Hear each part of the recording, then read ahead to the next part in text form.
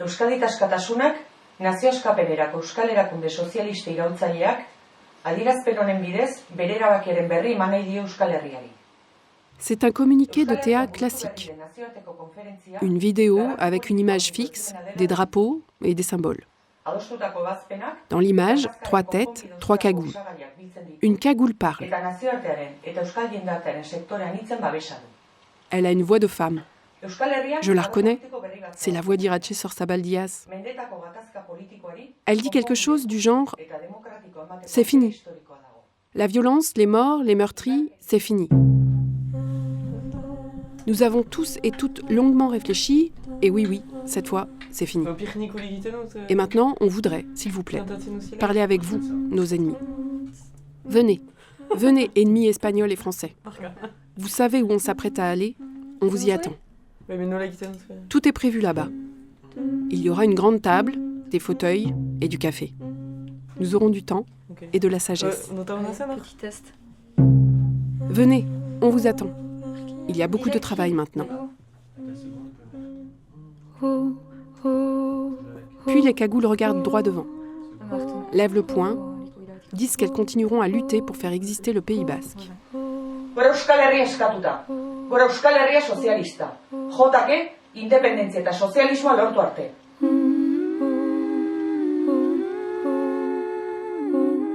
Voilà. En gros, parce que je le dis avec mes mots, ce qu'a dit ETA en octobre 2011, juste avant d'envoyer une délégation remontée à bloc pour faire la paix à Oslo. Et en fait, là, il y a un truc qui cloche dans l'histoire. Peut-être que vous, auditrices et auditeurs, vous ne l'avez pas noté, parce que ça fait beaucoup trop d'informations et de dates à retenir depuis le début de cette série. Mais quand on se penche de plus près comme je l'ai fait, pour essayer de reconstituer le puzzle, il y a une grosse pièce qui manque. Et ça concerne Iratxe.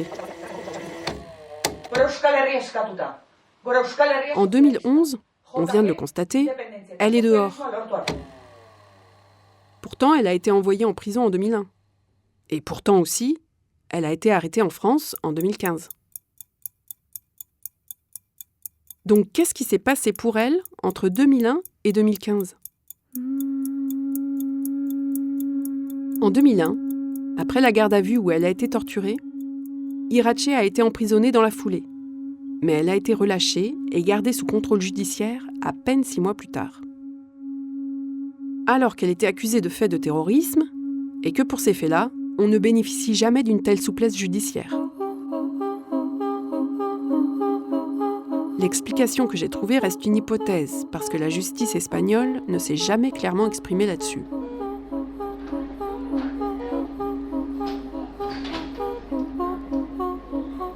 Rappelez-vous, pendant la garde à vue où Iratxe a été torturée, elle a été hospitalisée, et des photos de son corps meurtri ont ensuite été publiées dans les médias espagnols.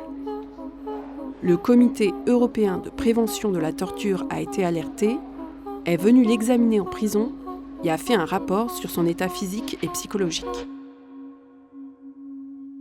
Les autorités espagnoles étaient alors dans le viseur et il leur fallait trouver une solution pour ne pas attirer plus d'attention sur un scandale prêt à éclater. Quoi ? De la torture au XXIe siècle dans un État européen. Alors, Iratxe est relâchée, le temps que tout ça se tasse. Et c'est là qu'Iratxe s'enfuit à nouveau. Et reprend les chemins de la clandestinité parce qu'elle a peur. Peur que ça recommence. Et c'est 14 ans plus tard, en 2015, qu'elle sera de nouveau arrêtée en même temps que David Pla. Et entre-temps, elle aura fait le communiqué vidéo dont je viens de vous parler et elle aura fait partie de la délégation à Oslo. Voilà. On ne peut pas dire que cette histoire est rendue plus simple par cette explication, mais ça cloche moins. Et maintenant, nous pouvons entrer dans le 6e épisode de Comment finir une guerre ? Gerla bat nola bukatu. Une histoire de la fin du conflit armé au Pays basque. Euskal Herriko gatazka armatuaren bukaeraren istorio bat. Une série documentaire de Myriam Prévost, Serie dokumental bat.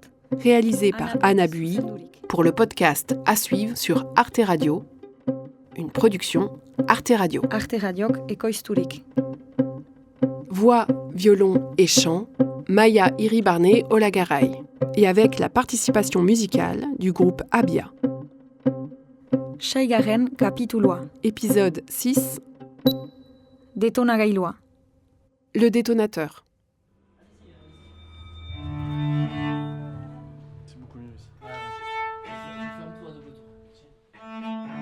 Fin 2016, 5 années plus tard, rien n'a changé. Personne n'est jamais venu négocier avec ETA. Pendant ces 5 années, les Basques ont attendu. Et là, je ne parle pas de ceux de Théa, mais des autres. Ceux qui vivent là, sur le territoire d'un conflit pas vraiment fini, et qui assistent à l'absence de mouvement du côté des États, sans pouvoir agir. Eta denbora luzatzen hasten da. Et ça commence à devenir long. Luze, luze, luze, luze, luze, luze. Jusqu'au soir du 16 décembre 2016.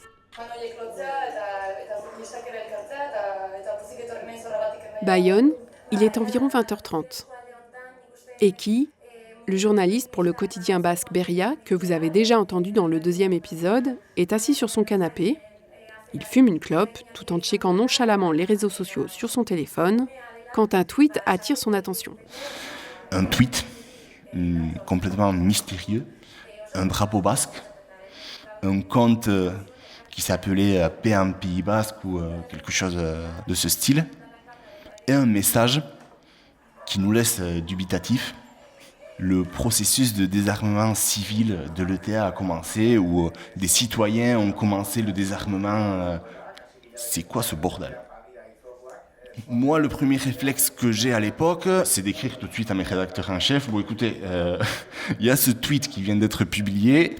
Je sais pas si c'est une blague, si c'est une parodie, si c'est réel. Bon, faut qu'on garde un œil dessus parce que toutes les interprétations sont possibles.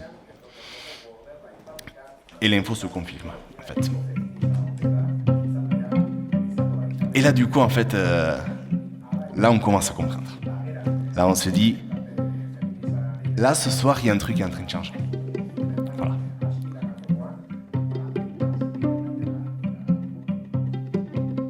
Ce soir-là, il y a 2 versions de ce qui est en train de se passer.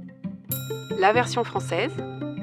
3 personnes sont arrêtées dans un petit village du Pays Basque, en possession d'une grande quantité d'armes appartenant à l'organisation armée ETA.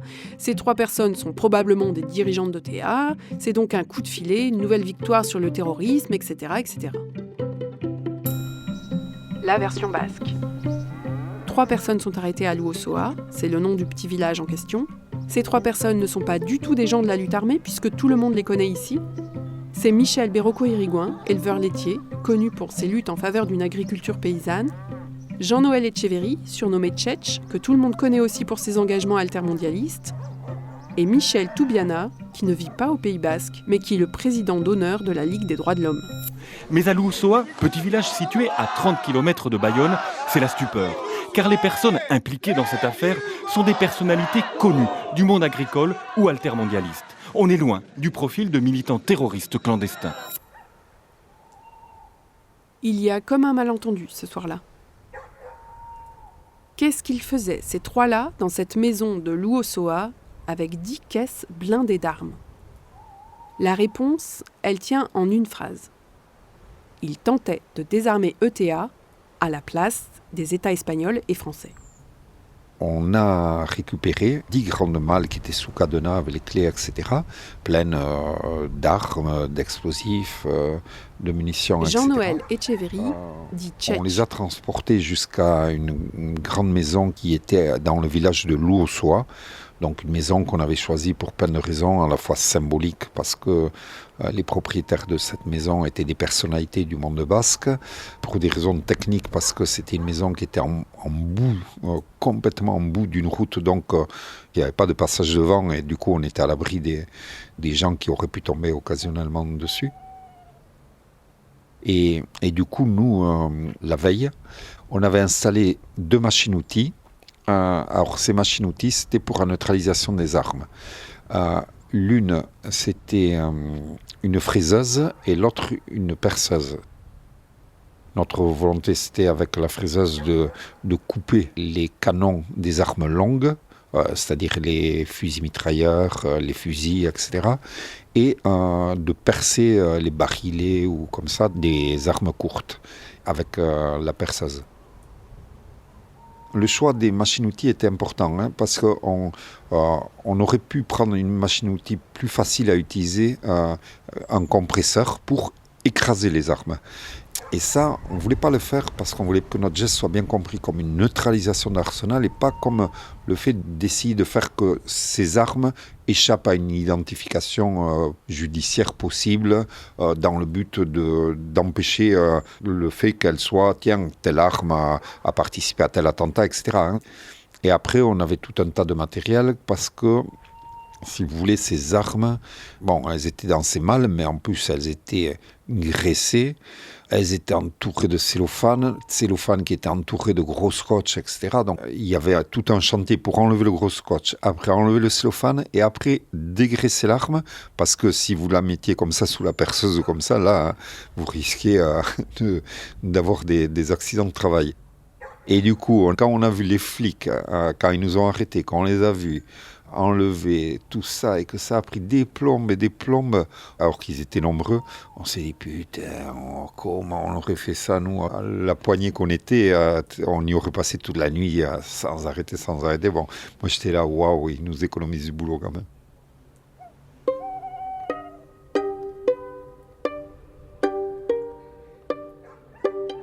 Bon, donc en fait ce qu'on voulait faire, c'était neutraliser toutes ces armes, les mettre sur des tables qu'on avait préparées avec un linge blanc dessus et filmer ça. Et on serait filmé Michel Berroco-Irigoyen, Michel Toubiana et moi-même devant les armes en disant voilà, on a neutralisé cette partie de l'arsenal, maintenant comment on fait pour la suite?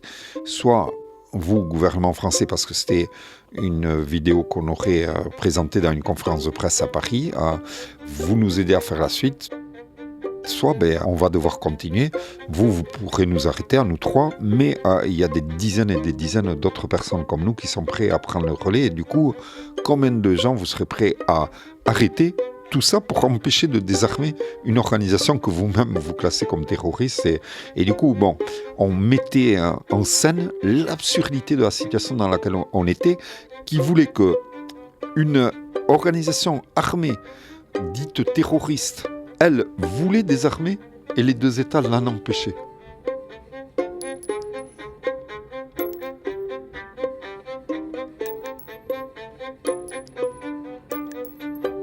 Et en fait, évidemment, eux avaient vendu quelque chose, notamment par les flics espagnols. Je pense que les flics espagnols leur avaient vendu une info comme quoi on était en fait des militants d'État qui étions en train de transporter un arsenal d'État, etc. Donc on a eu droit à un assaut du RAID dans la maison, style grand assaut antiterroriste, et gens nous ont plaqués en nous parlant en espagnol, c'est-à-dire qu'ils étaient persuadés qu'on était des militants du Pays Basque Sud, etc. Moi je me rappelle, j'avais le RAID qui fonçait sur moi, je leur disais, bon c'est bon, calmez-vous, on est des militants non violents, etc., les bras en l'air, et les mecs, tu comprends le français, alors que j'étais en train de leur parler en français, mais ils étaient tellement persuadés de leur truc là. Avant d'être arrêté, Tchetch a le temps d'envoyer le fameux tweet qu'Eki et d'autres journalistes ont vu ce soir-là. Puis, dans la soirée, d'autres informations sortent dans les médias locaux. Des lettres sont publiées sur le site d'actualité locale Média Basque.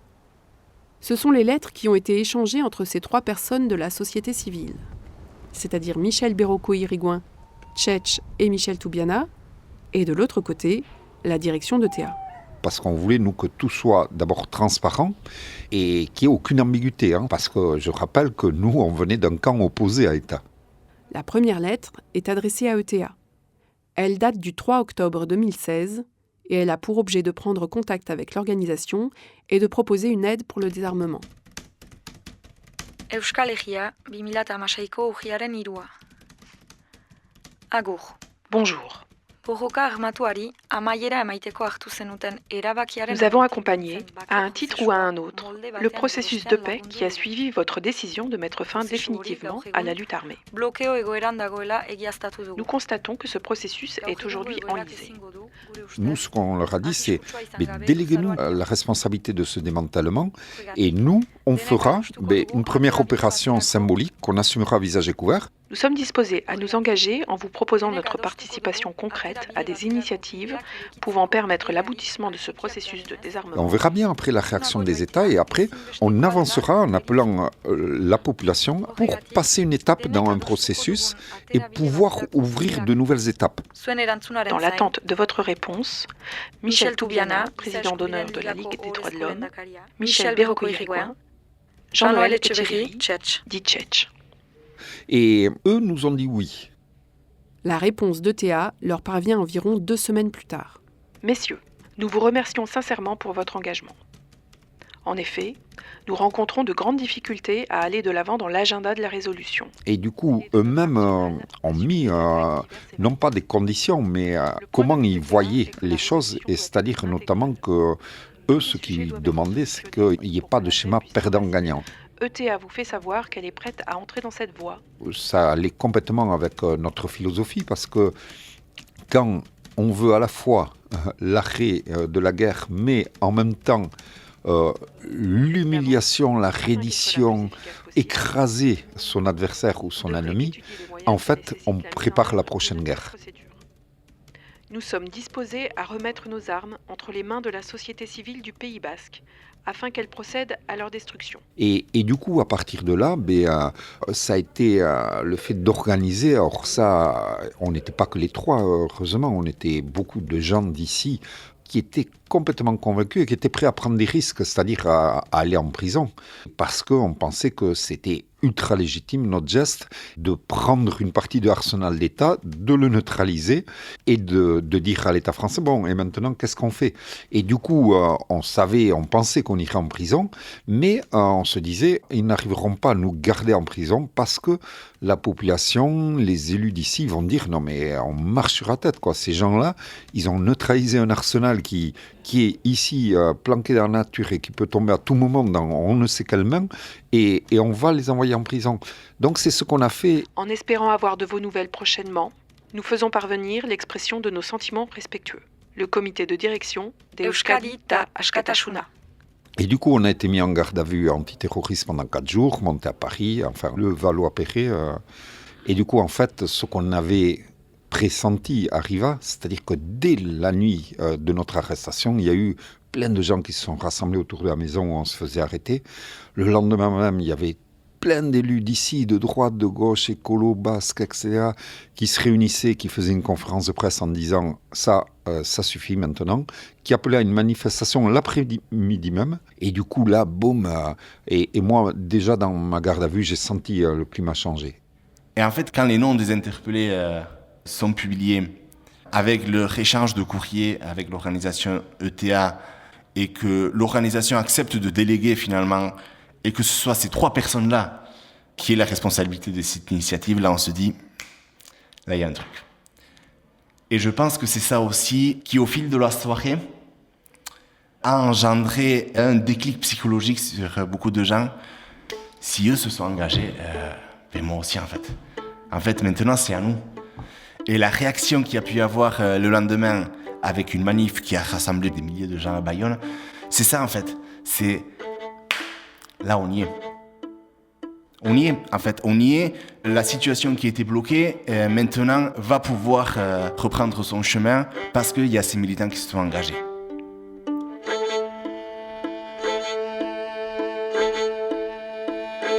Et en effet, la voie s'ouvre enfin ce soir-là, le soir du 16 décembre 2016. Ces 3 personnes, Michel Berroco-Irigoyen, décédé en mai 2021, Tchetch, et Michel Toubiana, décédé en octobre de la même année, se sont servis de leur statut respectable et respecté pour se risquer à se glisser dans un endroit où la frontière entre la légalité et l'illégalité est floue. Et ils ont permis de lever un obstacle de poids qui se trouvait sur le chemin de la paix. Le désarmement, dans tous les conflits armés, est central pour avancer. S'il n'a pas lieu, il reste toujours un doute qui plane quelque part. Et là, la boucle est bouclée. C'est-à-dire que si le désarmement est au centre, eh bien c'est normal, je comprends pourquoi les États ne veulent pas le désarmement. Les États veulent qu'on mette le couvercle sur une histoire et qu'il n'en reste plus rien, sauf qu'un camp a perdu, donc l'autre a gagné, et ça sera ça la nouvelle histoire. Quelques mois avant sa mort, j'ai interviewé Michel Biérocco-Irigoyen. Il m'a expliqué comment il en est venu à s'engager pour la paix. Les États s'étaient appropriés aussi le mot paix. Et donc, la paix serait synonyme de silence, d'étouffer un mouvement. La paix serait l'immobilisme et on efface toute cette histoire-là. Et donc, je me suis dit, nous, il faut aussi qu'on soit pour la paix. Mais, et en disant, qu'est-ce que c'est la paix ? Comment on la construit ? La paix, ça ne se décrète pas, ça ne s'impose pas, et en tout cas, pas de façon unilatérale et sans liberté. La deuxième chose importante pour faire la paix, me dit Michel Biérocco-Irigoyen, c'est que ce soit les citoyens du Pays basque qui la construisent, puisque ce sont surtout eux qui la veulent et l'attendent depuis si longtemps.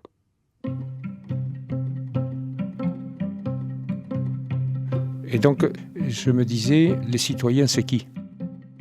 La société civile, c'est qui ? Est-ce que je ne suis pas, moi, aussi, un citoyen qui peut ou qui doit intervenir ? Je pense qu'on peut dire que ce qui devait arriver, arriva. Et là, j'ai eu, moi, personnellement, et je pense que c'est un peu pareil les autres, mais aucune panique, Certes, il y a, je ne sais pas combien de flics, mais on est dans le droit. C'est ça qu'il fallait faire. Et on avait tellement pensé aussi à ce scénario. On avait tellement travaillé le scénario de l'arrestation qu'on était prêts, quoi. Et du coup, en fait, on a été libéré au bout de 4 jours de garde à vue antiterroriste avec une mise en examen pour association de malfaiteurs, transport d'armes et d'explosifs, mais un contrôle judiciaire qui juste nous interdisait de nous voir entre nous, de quitter le territoire français. Et le truc rigolo, c'est que ça nous interdisait de transporter des armes et des explosifs.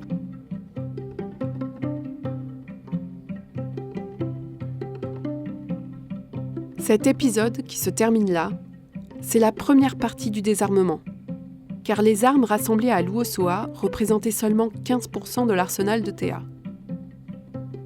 Quand les interpellés rentrent au Pays basque, la question de la suite se pose. Le gouvernement français acceptera-t-il enfin de se mouiller pour aider la société civile basque à désarmer totalement ETA ? Ou continuera-t-il de faire la sourde oreille comme il l'a toujours fait ?